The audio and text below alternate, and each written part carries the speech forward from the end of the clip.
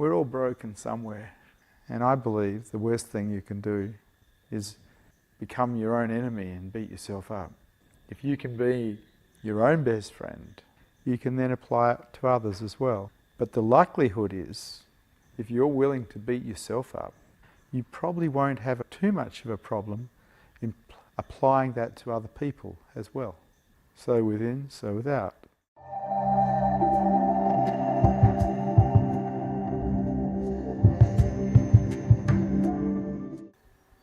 So the human condition is that we're quite faulty. We've been programmed in ways that are in some occasions dysfunctional and some occasions working well. And it's the ability to accept our faultiness, our brokenness, that allows us to truly rest. To just be tenderly okay with what we are, how we are, as we are.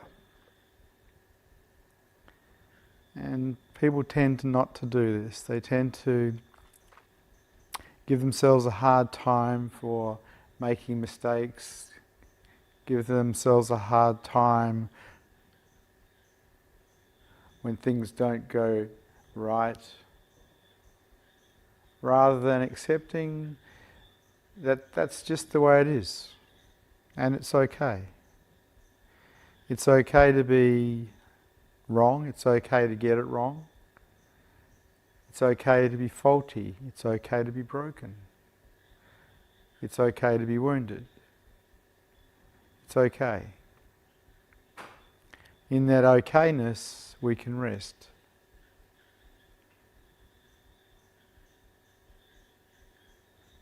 In that okayness, we can relax.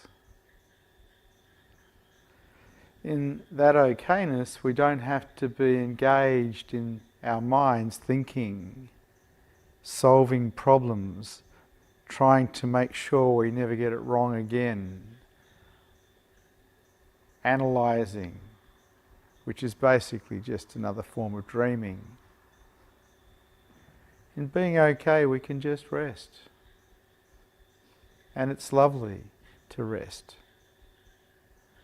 And no matter who you are, from time to time, you're going to get it wrong. You're going to make mistakes. You're going to do the wrong thing. Humans are faulty. It's okay. The world might not agree with you. The world might give you a hard time. But at least you can be on your own side.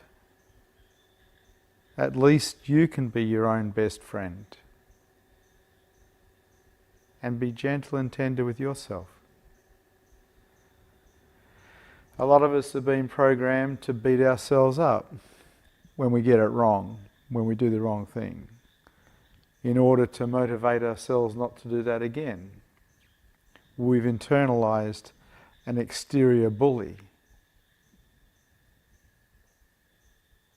And this is probably one of the worst things we could have done, really. It's bad enough having bullies on the outside without internalizing one. We open up best when we're being gentle with ourselves. We find more heart when we're being tender with ourselves. It is possible that the negative motivators that we supply ourselves may change us, but at what cost? From what I can tell, when we beat ourselves up, we're actually wounding ourselves. We're not creating peace in ourselves, we're creating a form of stress, a dis-ease, and not a restfulness. And so when you catch yourself overanalyzing because something is wrong, or giving yourself a hard time because you've done this or that, running guilt on yourself, if you catch yourself, back off. Find a way. Find a way to be tender with you. Find a way to be gentle with you. See negative motivators as something that you really don't want to apply to yourself.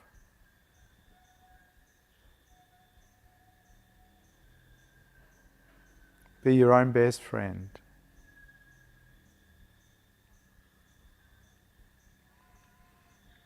It's your choice.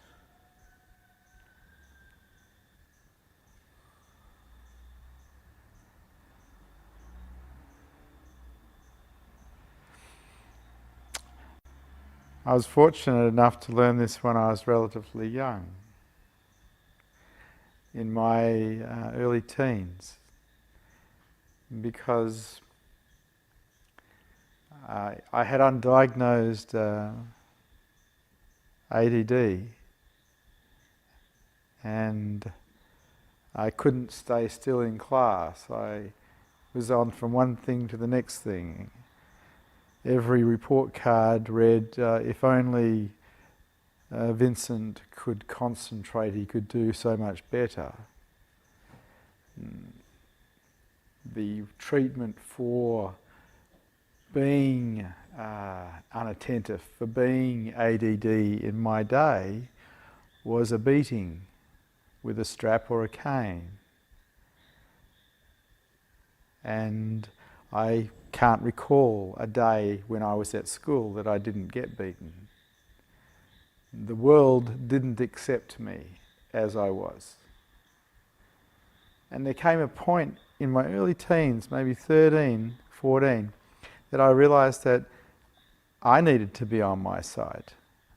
I needed to accept me, because there was nothing I could do to get the world to accept me. No matter how hard I tried, with ADD, I was just a troublemaker. And so I joined my side, and I stopped running guilt on me, and I stopped beating me up. I stopped using negative motivators.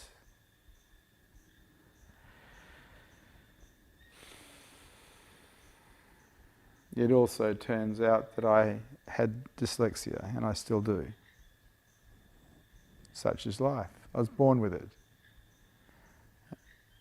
But it wasn't diagnosed, so I ran into a lot of trouble at school. But it taught me one of the most valuable lessons in life, and that was for me to be on my side. And for me to be on my side meant I don't beat me up. I don't hurt me. I be gentle and I be tender with me, because the world is not going to be like that. At least I can be my best friend. Because we're all broken somewhere. We're all wounded somewhere. We're all dysfunctional somewhere. We're all going to make mistakes. And I believe the worst thing you can do is become your own enemy and beat yourself up.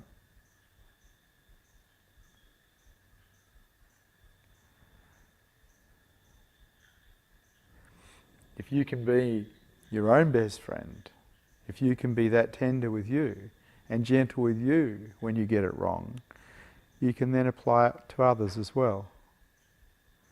It can extend outwards. But the likelihood is, if you're willing to beat yourself up, if you're willing to bully yourself, you probably won't have too much of a problem in applying that to other people as well. So within, so without. And as you see your own brokenness, as you see your own dysfunction, your own mistakes, your own errors, and as you see them from a place of compassion and kindness and gentleness and tenderness, you then start to see others that way also. So that extends outwardly also. I think it was Jesus who said, "He who hath not sinned, cast the first stone."